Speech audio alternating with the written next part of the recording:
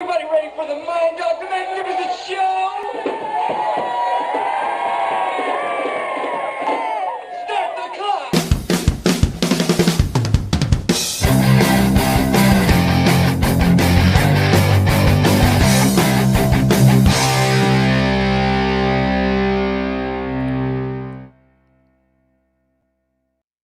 And welcome, my friends, to yet another episode of the Mind Dog TV podcast. I'm Matt Now. Thanks for coming. It's great to have you here as always. Today, we're going to talk about leadership with somebody who is known as the CEO Confidant. I'm very interested to have this conversation because it not only has to do with helping people better run their businesses and improve their bottom line, but a little bit about philanthropy, which I'm always interested in. So we're going to talk about that today, and I'm very excited to get to that. First, I want to start with an explanation of sorts, and I guess some kind of an apology. Oh, we're having some issues in the background. I will get to that in just a minute. First, I need to kind of talk about the issues from last night. If you're looking for last night's program and wondering what happened, I scraped it. We did, and 230 episodes that we've done so far. Had some great guests on, some really powerful people, some entertaining people, some really funny people, some people with just some great insights.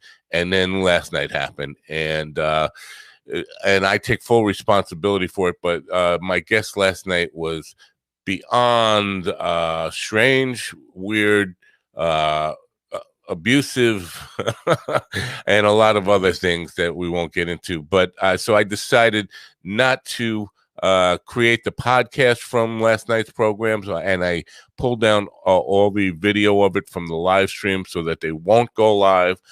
So if you're looking for them, that's the explanation. And I do apologize for that. It won't happen again. We will do a much better job of vetting people like that before they get on the program, and all the responsibility, of course, falls on me. I know the guy who produced the program last night was feeling really bad about it, like it was his fault. No, it all falls on me. The buck stops here.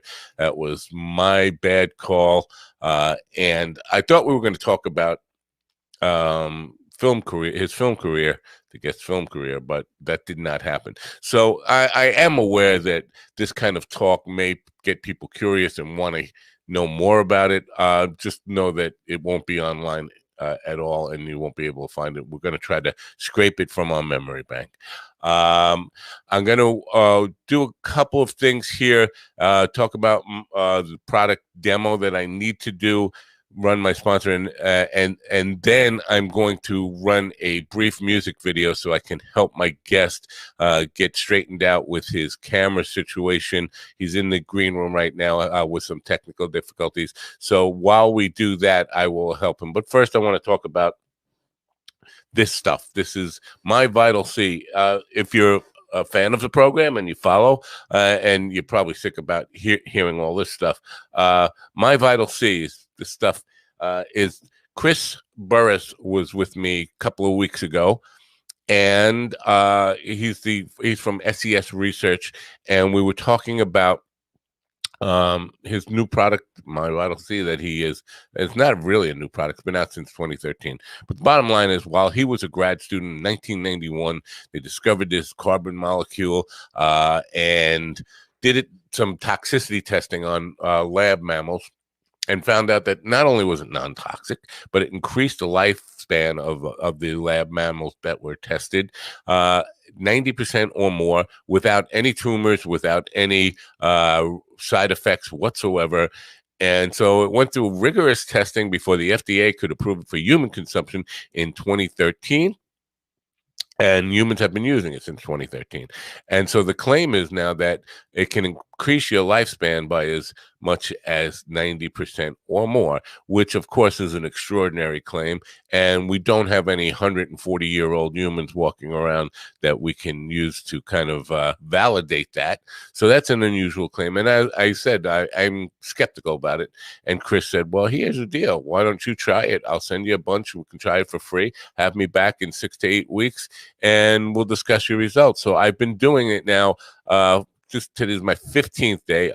Oh, we see my guest has got his camera worked out, so we won't have to run that music video after all. So I told him I would be willing to try this stuff and share my results. I will tell you this: I had 13 days of very positive results, and then yesterday hit and not so positive results. I was actually very burnt out yesterday, but for those 13 consecutive days, I had a lot more energy, was sleeping better.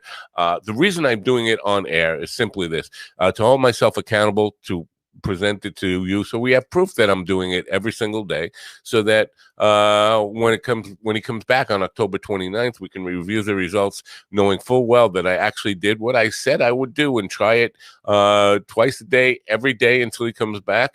And so far, the results have been good, except for one day.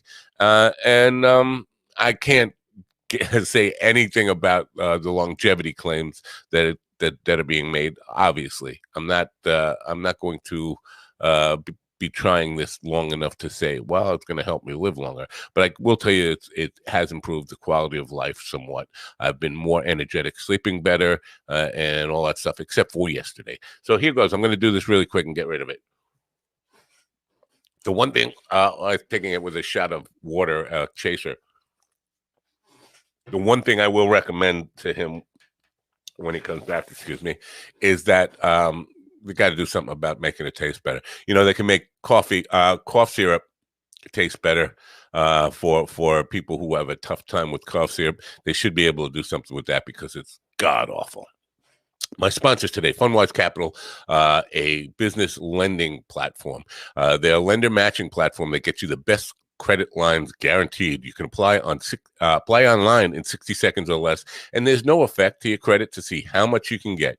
Use the funding for anything you need to start or grow your business. That's right, I said start or grow your business. If you don't have a business yet, but you got a solid business plan, they can help you get funding to get your business started. Get the best funding you can qualify for. Their strategic lending matching platform searches through hundreds of lenders to find the best possible options for your unique situation.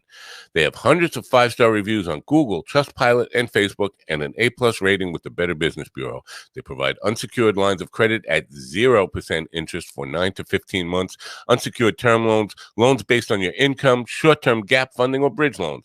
They work with real estate, startups, as I mentioned, franchises and restaurants, any kind of businesses, any kind of project. To get started, it's really easy. Just go to apply.fundwise.com/minddog. That's apply.fundwise.com/minddog. The links will be in the description as always, and I do appreciate you patronizing my sponsors. I hope I get this name right because my guest was having some difficulties, and I haven't had the opportunity to ask him the exact pronunciation of his last name. I am going to take a guess here, and if I get it wrong, I'm sure he'll correct me. Angel Ribo, known as the CEO Confidant, is an influencer, international TV host, public speaker, CEO consultant, board member, and a philanthropist. In the last 25 years, Angel has empowered more than 1,500 CEOs in 33 different countries. He was born in near Barcelona, Spain, and has lived in 8 countries and speaks 5 languages. It's my privilege to introduce him to you. Ladies and gentlemen, please open your ears, open your minds, and help me welcome in Angel Ribo. Thank you. Thank you very much. That was a pretty thoughtful introduction. Thank you so much for being so kind and so patient. Not only to you, but obviously to your audience. Thank you. Did I get your name right? Oh, absolutely. You did. Oh yeah. Good for me. Good for me. I'm happy about that. Totally. You must be pronouncing Spanish names of Catalan people like every single day on your show. That and a whole bunch of other stuff. You know, people from all over the world, and sometimes I'm scared just by reading them. I get names without any vowels in them at all. So Totally. my greatest fear, and I hate to disrespect people by getting their name wrong, and so it's good to know I got it right. So thank you, and thanks for coming here. No, so absolutely.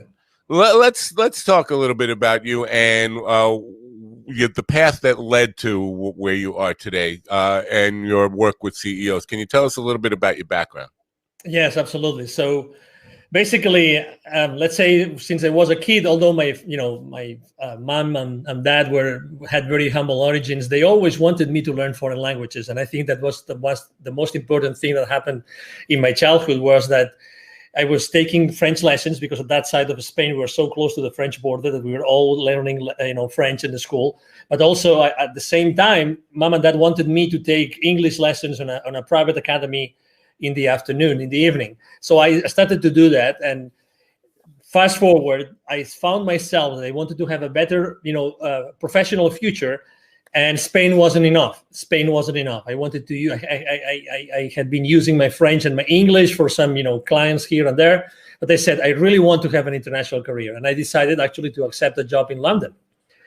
And that was definitely the start of my international career, but also the start, I would say, of my business development career. So I started working for, interestingly enough, an American company based in London. And I started to serve many different customers in different European countries. I was communicating with them in French, in Portuguese, in English. I was dating a German girl at that time, so I was actually using even German. So, I was always like using different languages. And fast forward, I always was traveling. I was literally, I think I've closed business in more than 33 countries, working with this many companies. And I was always doing the same thing. So I was always helping my employers to develop their businesses, to develop like distribution channels, indirect sales models, reseller channels, these kind of things on those countries. So I always was blessed of having teams around me that were supporting my challenges, and I always was working for the kind of businesses that we were conducting. We always had to reach the C-level, so we always had to reach the high-level executives of those corporations, because actually the amounts also of the deals we were closing were pretty sizable. So, and I was doing that first from Europe, from London. I moved to Mexico, lived there for 10 years. Then I've been living in Plano, Texas for 10 years now. But always the same thing, using this international background and going to so many countries and dealing with so many people with so many different cultures, and always helping them solve their business issues using the technologies or the services at hand. Wow. Interesting stuff to unpack in that stuff. Well, let me just tell you a little bit about my experience and why I'm going to be asking the questions I am going to be asking will probably be revealed in this little bit. I have had many careers. I've been a creative person my whole life and been involved in creative stuff, but I had a lot of opportunities or necessity to take day jobs and careers. Been a marketing director, a technical director, a junior vice president in a corporation with 27,000 employees. Spent a lot of time. Every single job I've had for the last 35 years before I took this. Now I am a CEO, but before I started doing this, my direct report was the CEO of the company. And what I found is, at least here in America, now you work internationally, so it might not be the same, and I've had probably 7 or 8 that I thought about last night, where I reported directly to the CEO, and the CEO was the most out of touch with the culture of his own company, the one who really did not understand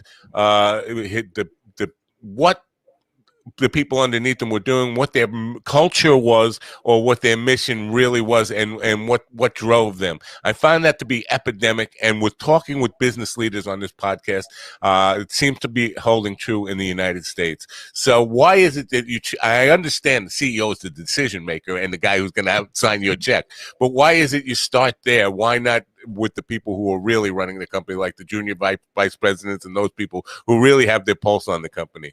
Are you asking me why do I stop with the CEOs? Yes. Is that your question? Yes. Well, let me tell you, I don't stop. Okay. I don't stop. So, I've been working with them. I've been helping them. I have been empowering them. But, and you just answered the question. The reason is, you just said it. They signed a check. There's the board, right? There's the board. There's the CEO. There's the leadership team, right? Right. And there's this gap.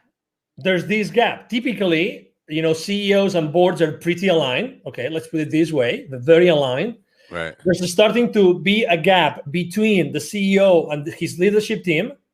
Oh my Lord, the gap between the leadership team and the rest of the company is huge. Right. So that's why, due to the fact that we had to deal with these large projects and these large amounts and everything, large dollar amounts and everything, I had to necessarily work with them to have the sign off. But the nitty gritty, the dirty work, obviously was done with the leadership team, and most importantly, with what I call the business operators, the rest of business operators. But I am totally with you. And you know what? I think that I think that as soon as business operators start to be aware of the implications of what they do, and actually the CEOs empower their business operators to do that, to know the exact, the consequences of their business decisions while they work there, this gap that you just mentioned, this lack of, oh my God, I see all these people in the company, but at the top, maybe it's not that clear what these other guys should be doing. Right. That thing that you experience yourself like firsthand, it happens every single day. Every single day. So first identify the gaps and then do something about it. So then the follow-up question, if I may, actually, I might even ask that question to you, which is, why wouldn't the CEOs take action? Right. Why wouldn't they do it? Right. Why wouldn't they do it? So if they're already aligned, it's because maybe they think that, I have a business partner. His name is Neville Joffe. He has this amazing motto that he follows. So he calls him Nevilism. It's revenues are vanity. Revenues are vanity. Okay. That's a good one. I like that. Profits are sanity, and cash flows are reality. Okay. Yeah. Do you hear that? Yes. Okay. Absolutely. So how many? Let me ask you a question, or even let me ask you a second follow-up question. When you meet with the board, do you actually talk about revenues and market share, or rather talk about how did you make your company more profitable thanks to deploying a culture that everybody is engaged with and that keeps everybody accountable the right way? Let me emphasize that, the right way. Right. Well, I would probably, I'm not sure if I'm going to get this right, but I'm going to guess it. Most CEOs are just talking about the bottom line, profits, and all that stuff, and not really concentrating on how to improve the culture and productivity the right way. It's like that famous, that very famous visual of an iceberg in which you only see the peak, you see the peak, of the iceberg, but what about the rest? What's going on in the organization? Right. So there's a lot of things going on in the organization, a lot of things. And actually, right now, with everything that's going on in the world, with all this, with the current state of affairs, I think that most of those inefficiencies, most of these issues are coming to the surface. And me having worked internationally, obviously, immediately you start thinking, what about diversity? Diversity of cultures, diversity of people, diversity of religions, of sexual orientations, all this diversity. I talk to C-levels every week. I was talking to a couple of headhunters the other day, and he said, I can't cope, listen to this, I can't cope with the number of requests I get of chief diversity officers right now. Wow. Chief diversity officers. I don't know where to find them. Well, I can find them easily, but where are those experienced people that have worked internationally, that have embraced this culture, really know how to deal with a mix of cultures, with a melting pot of cultures that are going to help you create efficiencies inside your corporation? Right. Wow. Well, that's something to unpack there too, because you did mention in your opening statement there about knowing the different cultures of different countries that you've lived in and that kind of stuff. And we talk about culture in a couple of different ways here. There's countries have different cultures and companies have different cultures. Does the cultural influence of a company, is that affected by the country culture Like, is culture, corporate culture, a bigger issue in the United States, say, than it would be in Spain or Portugal or France or wherever, or is it the same kind of challenge? Well, number one, definitely the country where let's say where the headquarters of that corporation is, and I have lived that firsthand. The country of the health where the headquarters of this company is definitely define the culture of the entire organization. Right. And I've myself lived in transitions. You might have lived the same experience. Transition of a company that was fully American, and transition was bought out by someone else in another country. I'm not going to mention it. And suddenly the culture started to change, and it was coming from this other country. Was it better? Was it worse? Well, you can't tell. You can't tell until you start seeing the consequences. You start seeing the implications. You start seeing how does that translate to the way you communicate with the rest of the people, with the rest of your peers, your managers, the people that report to you. And then answering your second question, if culture is, let's say, an issue or can be a challenge in any country, or if countries have the same kind of culture creation problems as we have in the US, I would definitely say yes. I think it really depends on business leaders. And I really think that, again, with all this current state of affairs, that's gonna help everybody a lot. I think that they are realizing that now that the people cannot meet and cannot see each other and cannot meet face to face, they're going to realize that the style of leadership of those leaders becomes much more relevant. You know, you were mentioning maybe they don't get it because they are on their ivory tower, right? You cannot be on your ivory tower anymore because you have to be in how many more times Zoom calls right now? How many more virtual events have you go through? Many more, many more. Right now, it's impossible to hide. You can run, but not hide. I like that.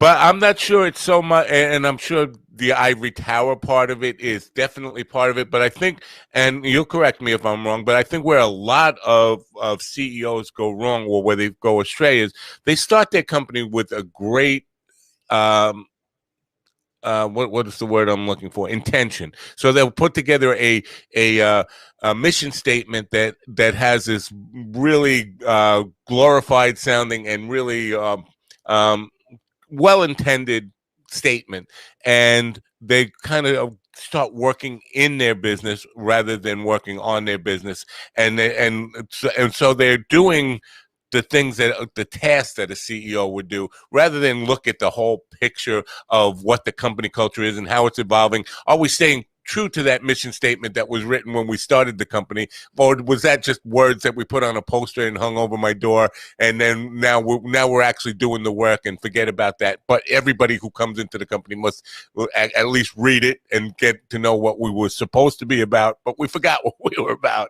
And often, and I'm going to want to get to this, there is this idea of giving back in that original mission statement that is totally lost somewhere along the line. Few years in, and you find that your mission statement doesn't match at all what you're doing, and it's just words now. I think that's a big part of it. Do you agree? And if so, how do you get them back on track to that? Picture this, right?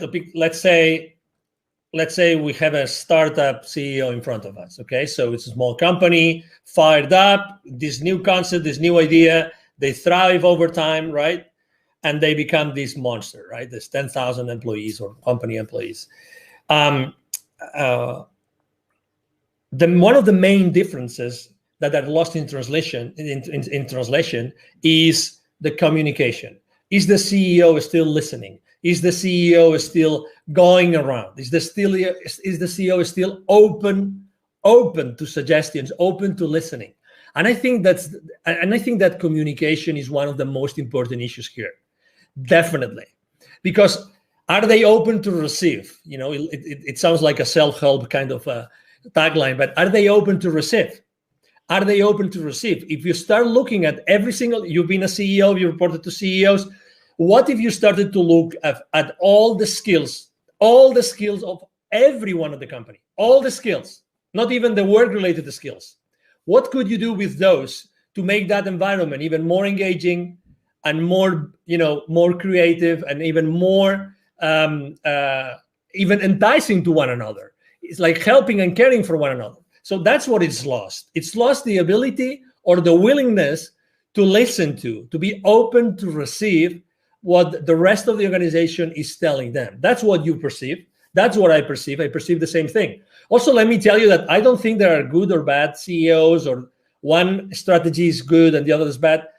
I don't think so. I think that it's more what the CEO does with it. What do they do with it?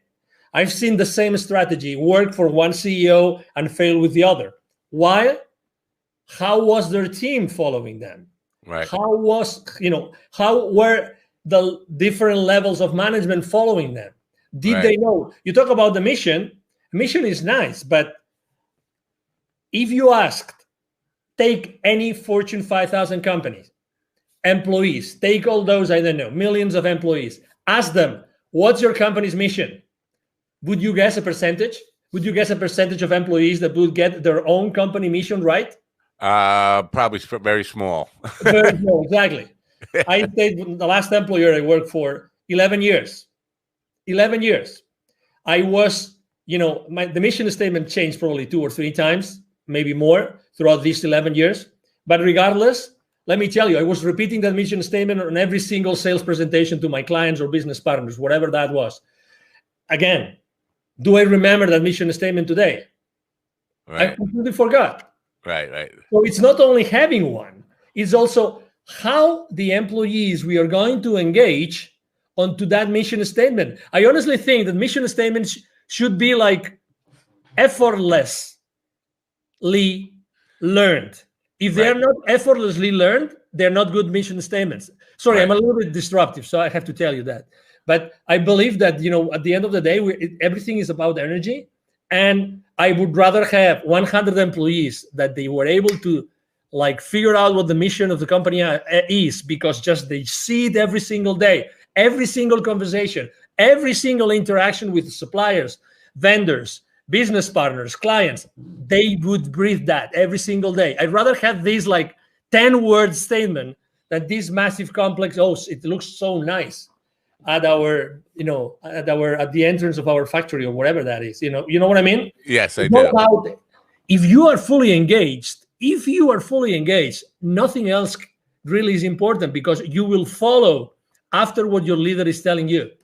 Right. So I just want to be clear on something. So, and I agree with what you said, but for our listeners, I want to be clear that a mission statement and culture are not the same thing, and that the mission statement should, and they're related, the mission statement should determine how the culture evolves of a company, but they're not the same thing. And so you talk about people who can't recite the mission statement, and that's very common. But I also find that many people can't identify the culture of a company. I'll give you an example of a small company I worked for, about 50 employees. That I walked through the door, and within 3 days, I could identify what their culture was, and it wasn't a good one. It was identifying problems, not identifying solutions. So everybody in the company, every one of those 50 plus employees, 52 or 53 employees, could tell you what the problem is with their job, why things aren't working, what their problems were with the customers. Nobody was talking about solutions. And when I went to the CEO and I said, you have a culture problem here, he looked at me like I had 2 heads, like, I don't know what you mean by that. And I said, well, your company's culture is identifying problem based. That's what it is. And so there's no moving forward in that. There's no solution based people here that are looking at something and saying, here's how we solve this problem. You have 50 people, and identifying problems is easy. Anybody could do that. You want people who are solution based. So that is common. So identifying being able to recite the mission statement is nice, but identifying your own company culture is even more important, don't you think?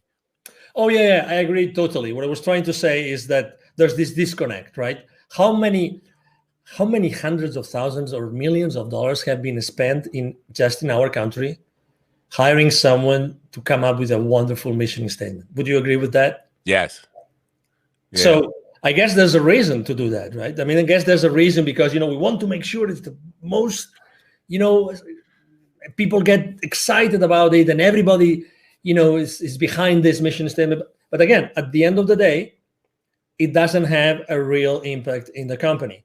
But Right. I agree with you completely. I mean, culture is something which is more difficult to create. It takes time. It's built every single day with every single thing that happens inside the corporation or inside the company, even if the companies are small, and that determines your willingness to be there or not. You said you just joined, you identified the culture, you went to the CEO, you told him something. Well, let me tell you, you were really lucky, because he or she could have told you, I didn't hire you to do this. Right, yeah. So it wasn't that bad, because at least, okay, so it is what it is, right? But I didn't hire you to find problems, but actually the culture was to find problems. Well, he did hire me to straighten out his marketing department, and that was part of the solution to straightening out his marketing department, was getting everybody in the company working on the same page, because what he had was marketing department creating its own culture and the subcultures within it, but everybody had the unique situation of identifying problems without solutions. But the marketing department had one different belief of what they were working on. The operations and the collections department had a whole different, and sales team had a completely different culture. And so we were going in a lot of different ways. So in some ways, he did hire me actually to at least figure out what his problems were for him, and find out how we should address it.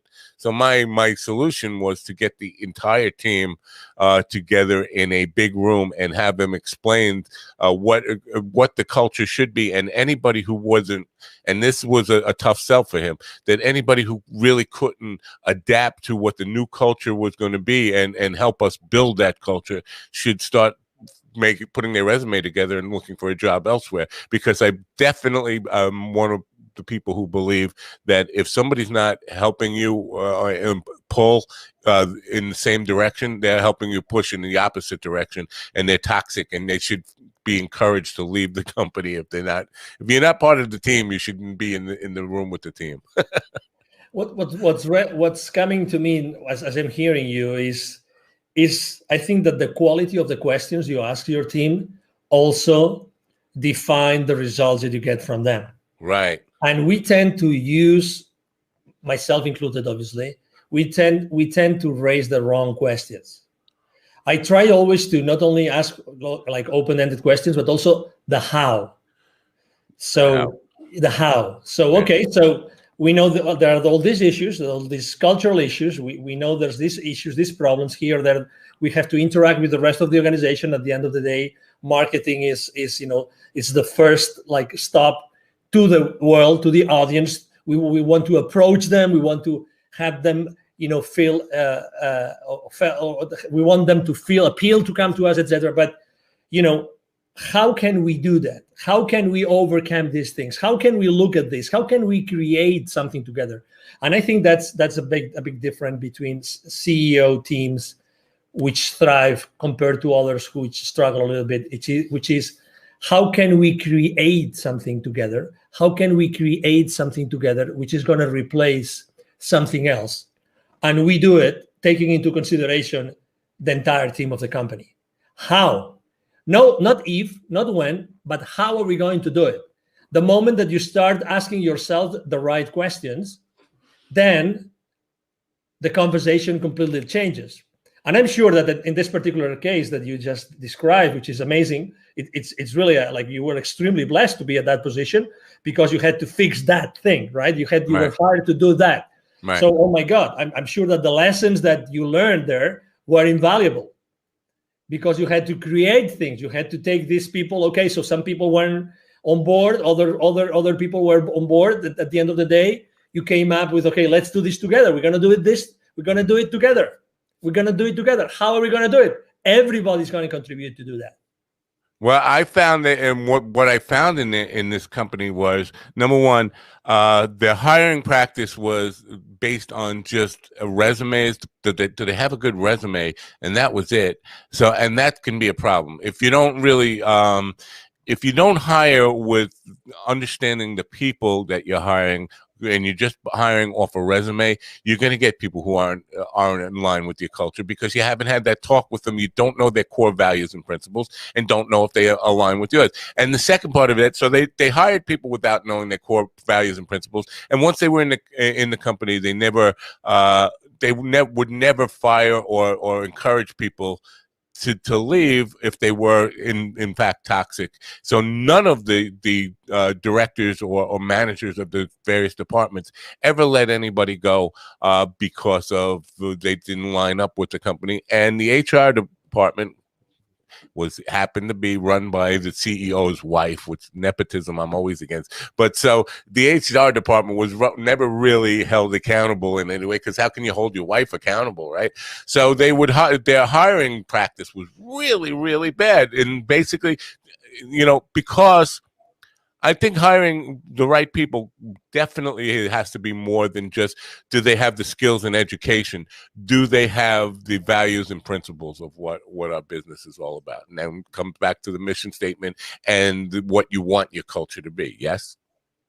And honestly, I always think that one time someone asked me, okay, so if you have to give one advice to one CEO, what piece of advice would you give that CEO? And I ask, can I choose a single CEO? And that person told me yes.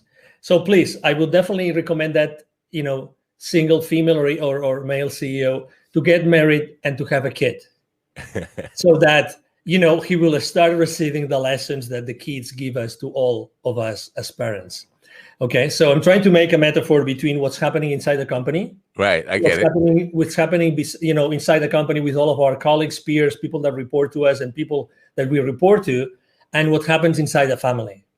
Never underestimate the power of someone working with you or for you. Never, ever underestimate that part, ever. Because there's always something that can happen. There's always some experience, some part of the creation process that you are undertaking with them to create, in this case, for instance, a new marketing strategy that can change this, can change the future for that company forever. So I see the same thing.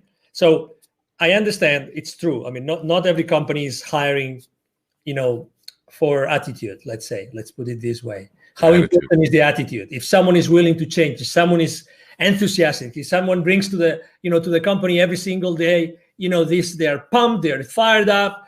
Let's do it. I make mistakes, but I move on. I respect everybody. I honor the support I get from everybody. This gentleman, maybe, or this woman this lady didn't have this resume, which was amazing, right? According to the credentials written, but probably, this lady or gentleman, they might have this amazing attitude that's going to make all the difference.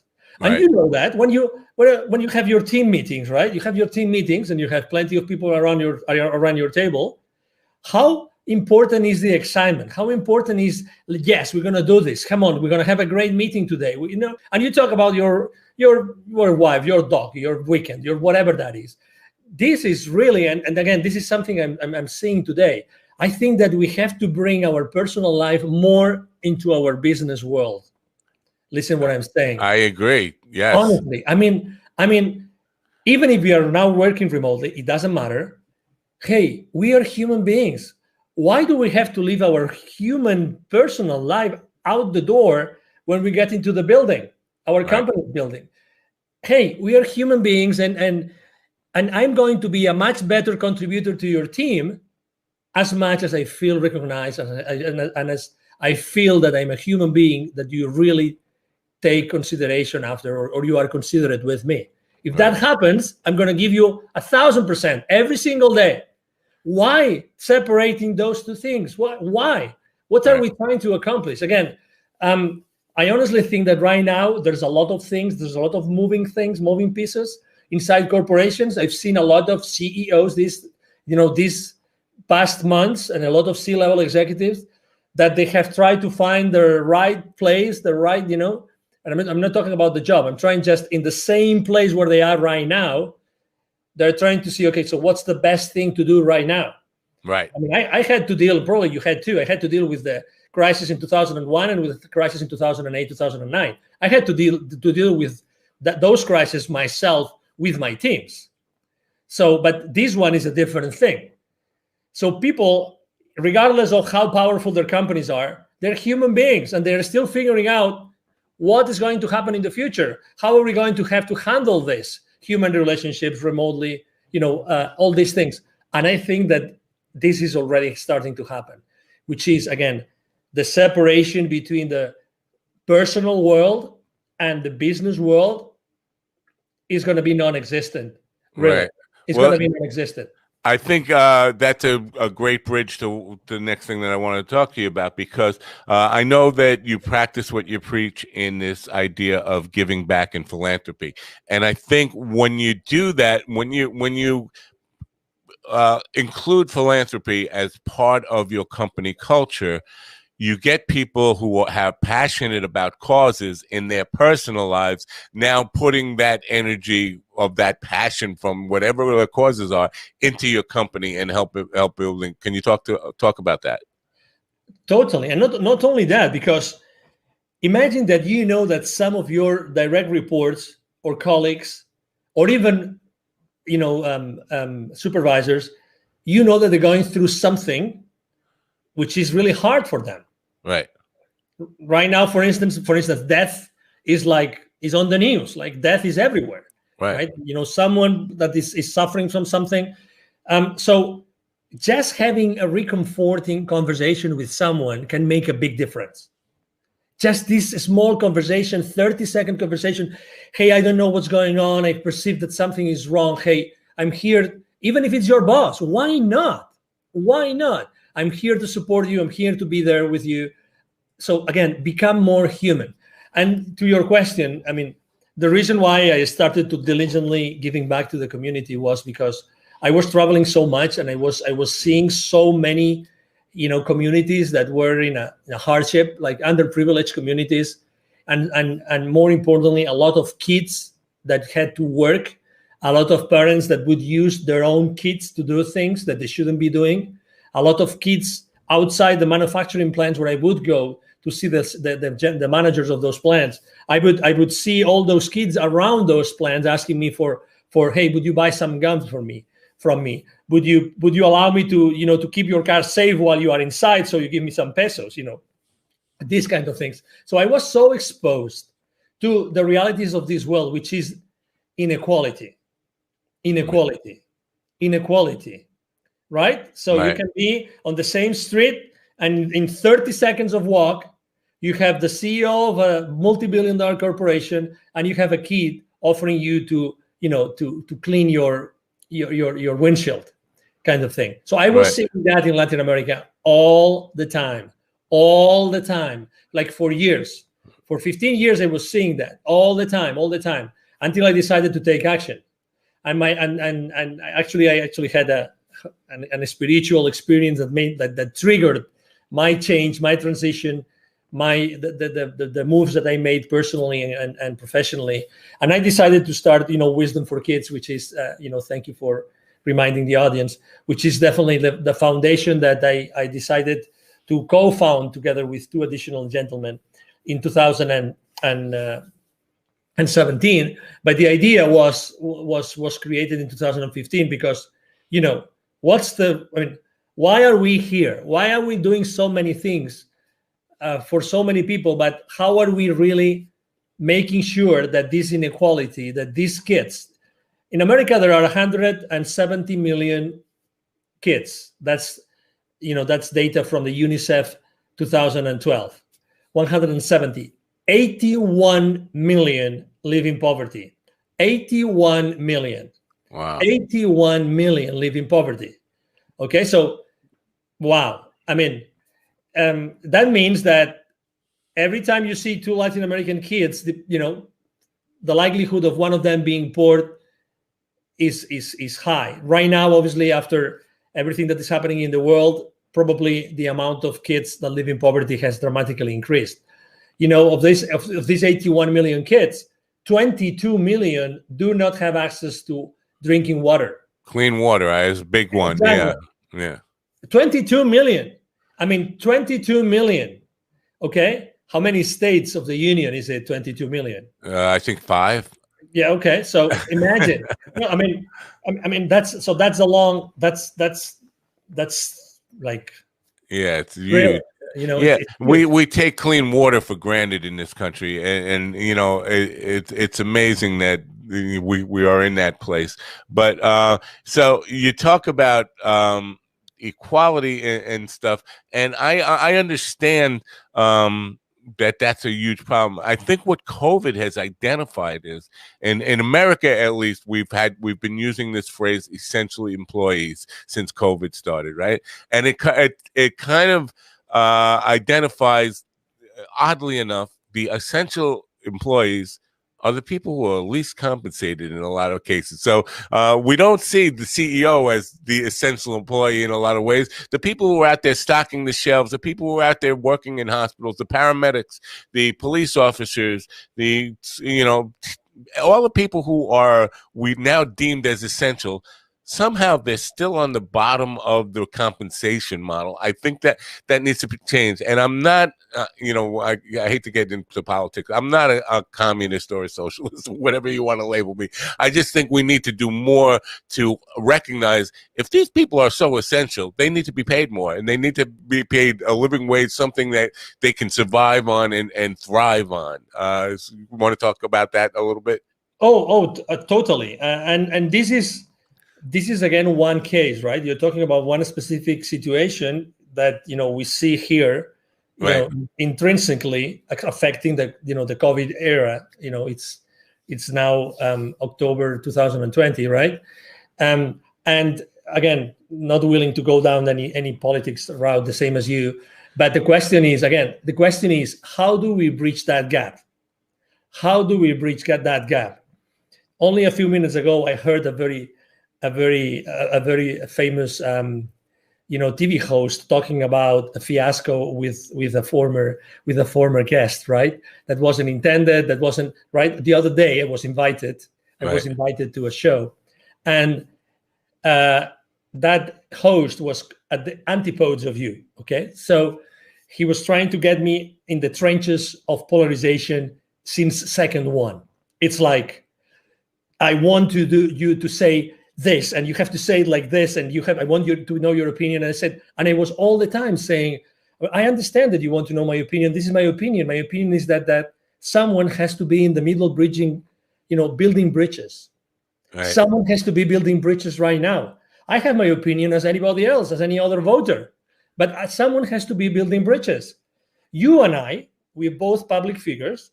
We both have we have something to do with the world. We love to be here. We love exposure, but also because of a mission. Right. We both have a mission. We both want to do good in the world. We want to do good in the business community with the entrepreneurs, the increasing number of entrepreneurs, right now in the world.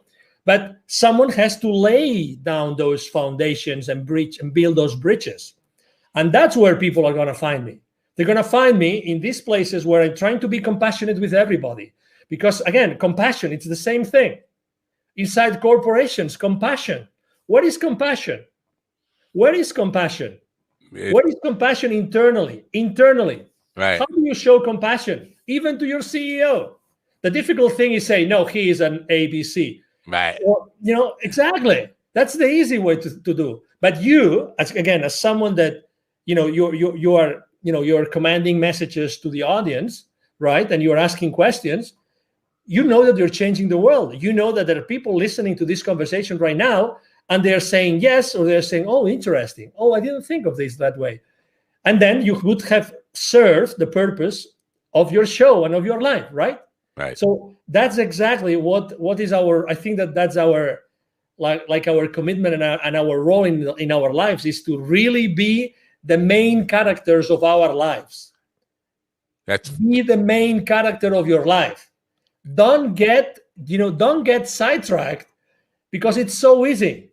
Hey, take responsibility of your life in the sense that be yourself. Wherever you stand in the political spectrum, you name it, be yourself. Right. Be yourself. Do your own research. Stand up for what you think. Right. Be yourself. Don't allow yourself to be grabbed to the left, to the right, to the up, or to the down. It doesn't matter. Right. You know, that's why, and that's why obviously I mean every time I have the opportunity of being able to answer questions like yours, I'm so thrilled. Well, I would call what you just described being authentic. That's how I would label. Be authentic. And there is a great power in that, I think. But earlier you and I forget what we were talking about, but you said it sounds like a self-help type of phrase, and I forget what the phrase you were alluding to. But I think there's first of all, I think there's a big influence of what we self-help stuff in business right now, and what really I find refreshing about you is that you're not calling yourself a coach. The CEO Confidant. I'm hearing from so many people who label themselves business leadership coaches and things like this, and I think we get to the point, and that's a self-help term, and we get oversaturated with that. I think we're seeing an influx of too many people who want to be coaches and we're losing enough people to coach, if that makes sense. So we have so many people who are you know what, I don't want to work anymore, I just want to teach my knowledge, and I want to share my knowledge and be a coach rather than actually produce anything. And I think that's a tipping point where we're kind of getting close to. So talk about why you kind of steer away from that new agey kind of language in what you do. Yeah, obviously I've made that mistake myself. I've sinned. Okay. So, all right, but yeah, not anymore. I mean, I don't call myself. Other people call me that because I was just being myself. I'm being authentic, and I had some other people that were following me, and I was blessed to do that the same as you, right? Right. But it's the other people who have to decide if that's a role and their concept of that of the word coach resonates or is me or it's not. In reality, I think that the most important thing is always to be yourself consistently, so the other people can learn and decide if they want to learn from you or they want to follow you. If they feel satisfied, they feel happy, they feel comfortable being with you or following you, let's say. So right. Are there a lot of people calling themselves coaches and maybe they're not coaches or they don't know what they do? I mean, I've been there. I've made mistakes. I've been fragile. I've done lots of things that they should have never done. And obviously a lot of people right now need to make, their ends meet, right? They have to have their ends meet, and they have to teach and everything. But I'd rather be teaching. I'd rather be teaching and training, let's say, than being coaching. Although I recognize that asking questions is the most powerful way to get into someone or something. Right. Asking powerful questions. Powerful questions. I agree. Definitely. Asking powerful questions. So, and because you are a host, so I mean, you do this every day, and you are asking me questions, obviously, that are making me think and consider my own reality from a different point of view. Right. Not everybody's able to do that, but you know that powerful questions can completely change the game at your guest's mind, but also at the way that your audience is listening to the conversation. When you are in a position, you're an entrepreneur or you are a manager or a leader, and you have a team under you, it's the power of your questions which determines the relationship you're going to have with these people and how you're going to create together with them. Yeah. The power of the questions. The power of the questions. You probably had, I don't know if you've ever co-hosted with someone, probably you have, a show. I always have a hard time doing it. You know why? Because unfortunately, my co-hosts tend to want to make very long questions, like 1 minute long questions. And I hate that. I invited someone because I want my audience to learn from that person. If they want to learn from me something, they have two options. They will ask me questions, or they will get into one of my monologues online. You know what I mean? Yes, I do. I want to stay away from there, but I still want to ask difficult questions. And sometimes I get comments from my audience, the same as you probably.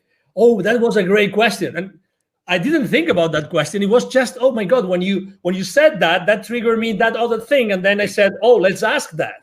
Exactly. I have a reel that I put together. It's called Questions, and it's just a reel of people reacting to the question I asked them. That's a great question. Nobody's ever asked me that before, and that kind of, and it's just one after another of that. And that I take great pride in that. When I get a guest to say that's a great question, I have to think about that. I say, I know I've done my job. I know I've done what I'm supposed to be doing here. I made them think about something rather than just route answers that you answer in every interview one after another. So I appreciate that answer. And you talked about, and I just want to address something you said earlier about empathy or sympathy or compassion is the word you use for your CEO. Somebody who was on about 2 weeks ago, I guess now, said to me that she was reading off statistics, and she said 71% of people working in America said they would take a pay cut if it meant they get their CEO fired. And I'm thinking, wow, that's a problem. That's a problem within yourself. And so instead of trying to get your CEO fired, maybe you should be asking yourself the question, how can I get the CEO to hear me and appreciate and just acknowledge that my ideas, not my input and ideas, not necessarily find a path, but I think most people just want to be heard by the CEO and understand that they know what your concerns are and have heard them and are thinking about them. Yes? Totally. When I was making this metaphor of a small company, large company, you stop listening to your people. Right. Definitely, they want to be heard. And actually, I mean, the other day I was talking to a GM of a large retail store, and she was telling me like she can reach out to her CEO, and we're talking a multi-billion-dollar company, anytime, and he would respond, even if it was a short sentence. Anytime. That's all you want. Anytime. But also, let me tell you something. I mean, CEOs are so fragile as we are. They are human beings as we are. They have had the experience they have had, and they have learned what they have learned. Okay, so I think that also compassion is a two-way street. So what if the problem is that, I don't know, this CEO doesn't have a good communication team. Maybe Right. that CEO doesn't know how to communicate properly. There's a lot of things. Again, we are in a fast world that do not allow us to stop and think. So what are the reasons why this CEO is doing that, right? So I think there's a two-way street. And again, I'm not here to defend anybody. What I'm trying to say is, I get you. oh my God, we are always burning bridges. Why not taking some more time to try to build one or try to understand the other position, which is exactly why we're not looking, we're not watching news, we're not going to social media, blah, blah, blah, whatever, Are we really making an effort? I mean, you could conduct a survey. I'll try to do the same thing. How many good friends of yours are not friends of yours anymore since COVID started for any reason? Oh yeah, probably 10. How many? Yeah. How many? Okay, Yeah. so, and I don't want to mention any name or any Right. public figure, but oh my God, we Yeah. are allowing this to happen. We Right. are allowing ourselves that to happen, and probably one of those 10 or my 10. Oh my God, we've had so many great times together. Having a blast doing something, going to a game, going to a party, going to a meal, whatever. But now everybody's so entrenched that no, that's impossible. Oh, come on, give me a break. Yeah. Give me a break. Give yourself a break. If you and one of these 10 or one of these 10 and me, of my 10 and me, we were one-on-one, it would take 5 minutes to solve that difference that has made us not being as good friends as we were before. Right. So things are much more simple. So that's the same thing that happens inside corporations. You were talking about culture. It's the same thing. They don't know any better. So that's why listen, open yourself to listening. Open yourself, and the CEO can obviously open yourself to listen to other options. How can he start building a culture? And Look for the help of other, trainers, of other teachers, of other CEOs, of other people that have done this consistently with good results. Are you an optimist? Oh, I am totally. Good. It's good to hear. I like when people don't even hesitate with that question, and they come back with. Usually, it's they don't hesitate and they come back with, "I'm a realist, not an optimist." But I appreciate an affirmative, quick answer, no matter what. So I have your link follow up on the screen. I'm thinking that's the best way for people to Yes. find out more about you and get involved with you. Well, and it will be in the description, of course. What is the best route for people who want to know more about you or get involved with you? It'll get you involved in their business. Thank you very much. The easiest way is, you see my name here, right? Angel Ribo. So my email address is very easy. It's angel@angelribo.com, which is my first name, last name.com. Angel@angelribo.com. The link that you see here, there, hold on, there. There. Right. Exactly. So the link that you see there actually takes you to all my social media outlets. Right. So you will see what I do on LinkedIn, which I am consistently there. I'm posting every day. But you will also have access to my nonprofit website, to my Facebook page, to my Instagram page. I have a pretty consistent public campaign going on about really sharing good ideas that unite us all, regardless of where we stand. Good stuff. And it's a great way to end this. Angel, I thank you so much for your time and insight today. We're out of time, but I would love you to come back sometime and have this discussion and go a little bit deeper as time allows and your schedule allows. But I really appreciate your time and insight here today. And thank you so much for coming. No, thank you very much, Mind Dog, for having me here today. Yeah. And obviously, thank you very much to all the audience for having the patience of following us. And it will be obviously a pleasure to be one-on-one with you. Thank you. Great. Thanks. Bye for now. Angel Ribo, my big takeaway from that is listening and building bridges. That's what's gonna be a big takeaway for me from that stuff. I do hope you will check out his link follow where you'll find out all the information from him and his nonprofit stuff is really, really important too, and I hope you will patronize that as well. Hope you got something out of this program today and really will take it to heart. I hope you come back, tell your friends about it, subscribe, go to my YouTube channel, subscribe there, go to minddogtv.com and get on my mailing list so you know when we're going to have great guests on. How else would you know? And questions or comments for me, please, info@minddogtv.com. info@minddogtv.com. Tonight on the entertainment edition at 8 p.m., I have Randall Dean, who is the email sanity expert. And you say, well, entertainment edition, why are we talking about email? Well, first of all, it was convenient to him. I won't lie. The time was just something that he could make. But I do think email, it goes beyond business. It's something we all struggle with. And so I thought it would be appropriate for the general audience to really get a hold on getting more managed email and not letting email just control our lives, but controlling the email, which is a tool for us. So I hope you'll join me then at 8 p.m. Tonight. Till then, I'm Matt Napa from the Mind Dog TV podcast. Thanks for coming. Have a great rest of your day, and bye for now.